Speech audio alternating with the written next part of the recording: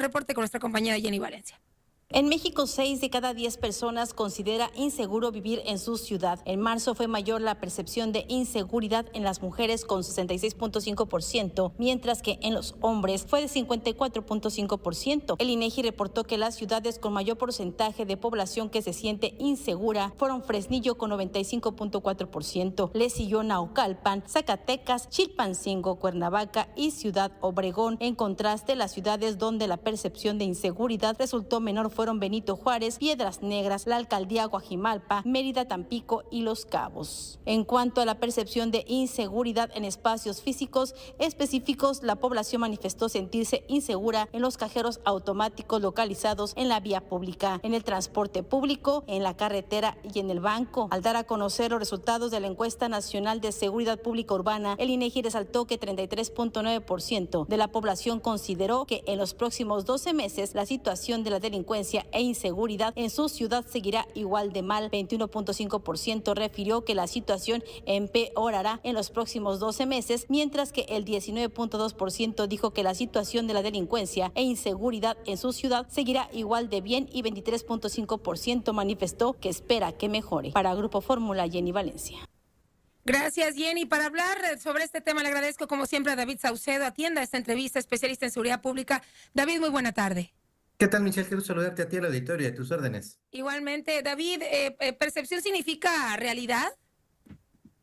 Mira, tenemos algunas diferencias con respecto a la encuesta que emite de manera regular el INEGI. Te diría, por ejemplo, que en todas las conferencias mañaneras que se trata el tema de seguridad y se ponen a las 50 ciudades más violentas del país, esas 50 ciudades no están contempladas en la encuesta nacional de seguridad pública urbana. Dejan fuera a ciudades como Celaya, Tlaquepaque, Cajeme, es decir, se requiere homogeneizar las métricas para poder hacer una evaluación, porque lo que tenemos es que de manera periódica el INEGI nos habla de fluctuaciones a la baja o a la alza en la percepción de seguridad. Sin embargo, están dejando fuera de esta medición a muchas ciudades que tienen una alta violencia homicida. Es decir, de entrada te diría que aunque nos presenta un indicador, un parámetro de lo que está ocurriendo en materia de percepción, te diría que hace falta incrementar el tamaño de la muestra. Solo son evaluadas un total de 92 ciudades y se requeriría ampliar todavía más el espectro para conocer cuál es la percepción en materia de inseguridad.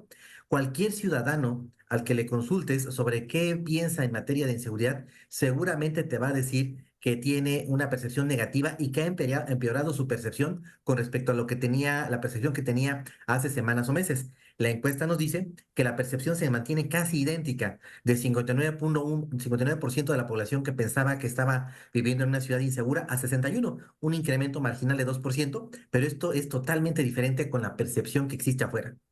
¿Y sabes qué es lo peor, David? Que justamente al no verse en esta lista, en muchos lugares, ya diste el ejemplo como Celaya, por ejemplo, o te voy a poner uno del estado donde yo soy, originaria, Sonora, San Luis Río Colorado, que ha vivido escenarios de violencia fatales en los últimos días, pues celebran los ayuntamientos no aparecer en esta lista para crear la percepción de que todo está bien, cuando es una mentira. Definitivamente lo que tenemos lamentablemente es el uso de las estadísticas para generar una percepción y tenerlo como una bandera política para tratar de presumir avances en materia de percepción de inseguridad en muchas de estas ciudades en donde ocurren eventos de alto impacto. La encuesta ocurre en un momento determinado y no mide justo cuando se dan estos eventos de alto impacto, cuando se produce una campana en materia de percepción, como se le dice en estadística, y esto es lo que evidentemente queda fuera. Si seguimos generando políticas públicas con estas herramientas que tienen muchas deficiencias, pues vamos a tener nuevamente muchos problemas en materia de inseguridad sin resolver. Así es, porque al final el INEGI, si bien ha tenido resultados muy positivos en otras encuestas, yo creo que si hay una que cuestionar es justamente esta, la del ENSU, porque al final esta sí es la encuesta que retoman las autoridades estatales o municipales para decir, esta también es la del gobierno federal y entonces estamos haciendo las cosas bien.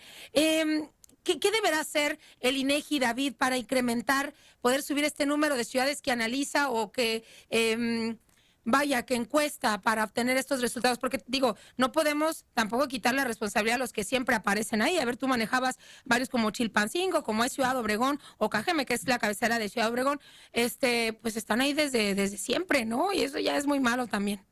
Sí, lo que hace el INEGI es, primero que nada, integrar a la encuesta a las ciudades capitales de los estados. En segundo término, a aquellas que tienen una alta densidad de población, sobre todo a las zonas metropolitanas. Finalmente, aquellas que tienen alguna importancia económica. Que tengan algún tipo de desarrollo industrial, pero dejan fuera, en efecto, a muchas ciudades que quizá no están contempladas en ninguno de estos criterios y que definitivamente se encuentran trenzadas en guerras de cárteles.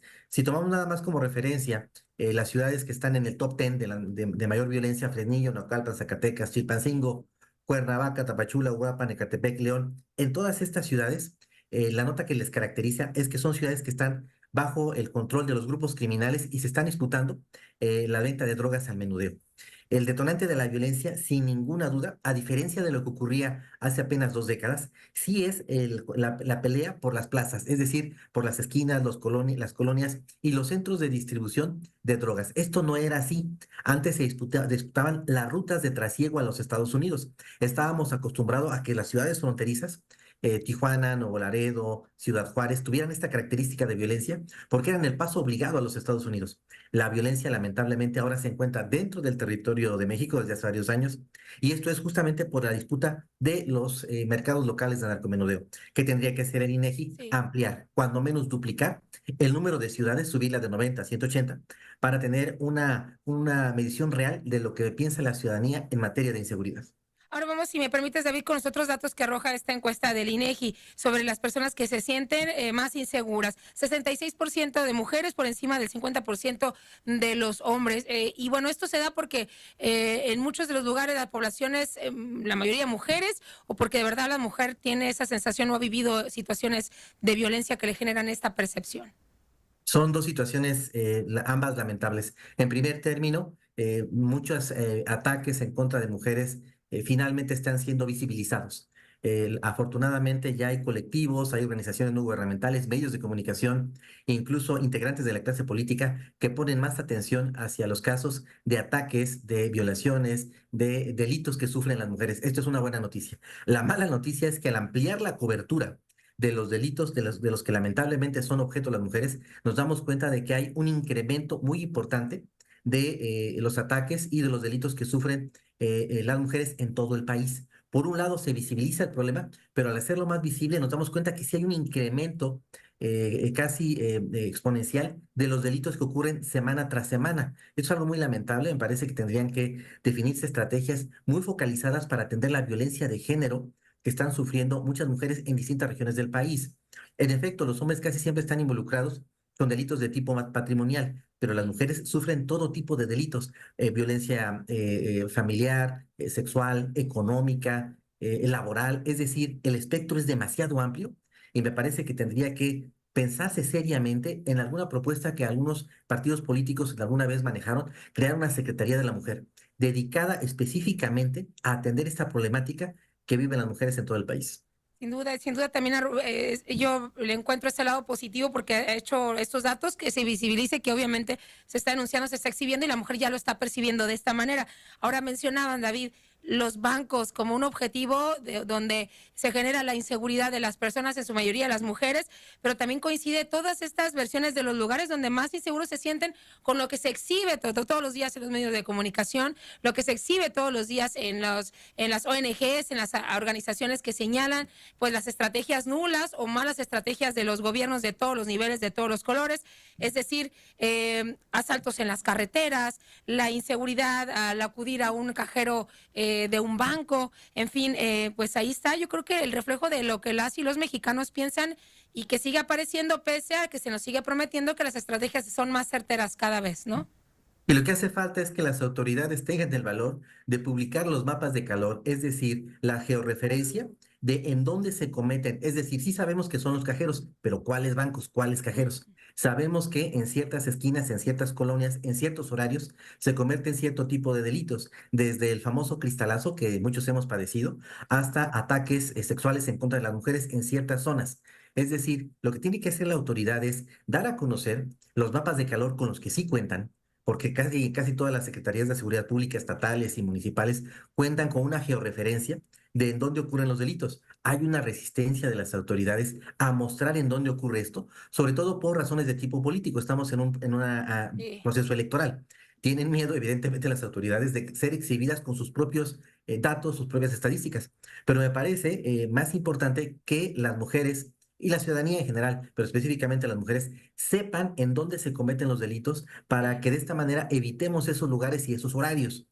Pero las autoridades siempre buscan el lucimiento, protegerse, tratar de legitimar sus acciones en materia de seguridad. Esto a costa de la seguridad de las personas. Creo que tendrían que dar un paso adelante o en todo caso obligar vía transparencia a las autoridades de que den a conocer todos estos mapas de calor en donde se cometen los delitos. Pues yo te agradezco mucho, David Saucedo, sobre todo por poner este último tema. Y es más, ya me tengo que ir a la pausa. Me gustaría invitarte, si lo ves viable, para que hablemos justamente de estas georreferencias. Lo que tengamos, como podamos, que podamos compartir con el auditorio dónde están estos mapas de calor de los distintos delitos que hay en nuestro país. Te reto a que en un próximo programa en Fórmula Noticias podamos hablar del tema. Cuenta con eso. Estoy más que dispuesto. Gracias, David. Como siempre, que tengas muy buena semana. Igualmente, Michelle. Hasta luego.